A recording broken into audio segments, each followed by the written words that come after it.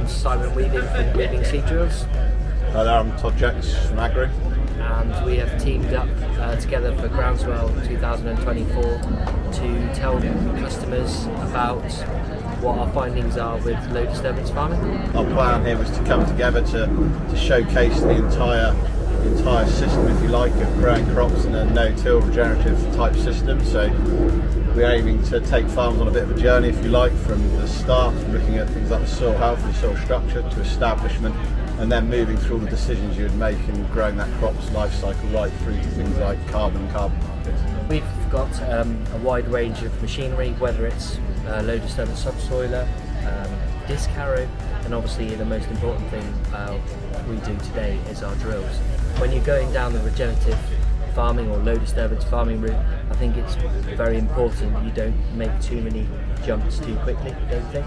Yeah, I think it's really important. I think it's been a sort of a stark reminder, if you like, the last 18 months weather and how erratic our climate can be and the challenges that brings. I think it's really highlighted the physical characteristics of soil and the challenge is that a no-till system can bring. We're all aware of why we're doing it and the benefits that it brings, but I think the last 18 months, even 2 years perhaps actually, has highlighted some of the pitfalls and some of the difficulties that we need to overcome, and is one of the reasons we're very keen to collaborate with Weaving. And the drills is such a key and fundamental part of the system, but also looking at soil structure. And there's been some very good discussions already this morning, I think, Simon, around how that low disturbance subsoil can help alleviate some of these issues and make sure we are still achieving consistently good establishment even in challenging years. But the reality is that margins in farming are quite tight, especially in arable farming, and the whole job is continuously under pressure.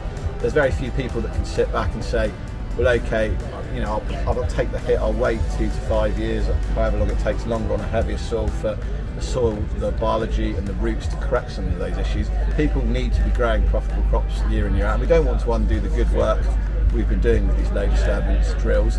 So looking at something like a low disturbance subsoil is a great way for a farmer to be able to still grow crops profitably in a situation where they've got compaction, because we know putting crops into compacted waterlogged soils in a no-till scenario doesn't tend to lead to particularly wonderful results.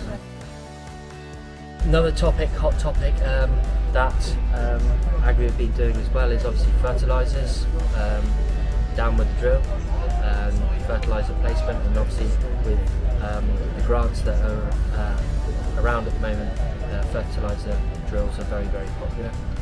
And we do some quite snazzy things with our machines.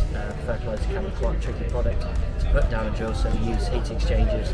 We suck in the hot air off the oil cooler into the fan.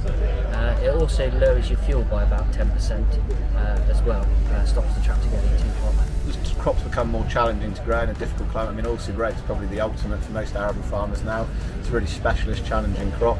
So every little piece of the jigsaw that we can put together to help us cope with the significant challenge that cabbage stem flea beetle presents is really helpful. One piece on its own of the jigsaw probably won't solve the problem, but we've got plenty of years of experience in field and in trials that if you can start putting the pieces of the jigsaw together, your chances of success by taking an integrated approach to managing the problem are very effective. And these are maintaining that long stubble, really important to help not disturbing any soil.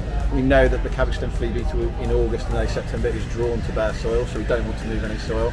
But at the same time, we need to be getting crops away, because everything that we do to mitigate the risk from cabbage stem flea beetle tends to increase the risk around slugs, which are equally as devastating if they're allowed to be. So getting the crop up and away fast through use of fertiliser down the spout on these drills is a very effective way. But we know that fertilisers are hygroscopic, most of them, some more than others, and we don't want situations where people are having block drills or they're getting misses with that fertiliser. So that sort of technology that Simon's mentioned on the drills, I think is really important to make that work.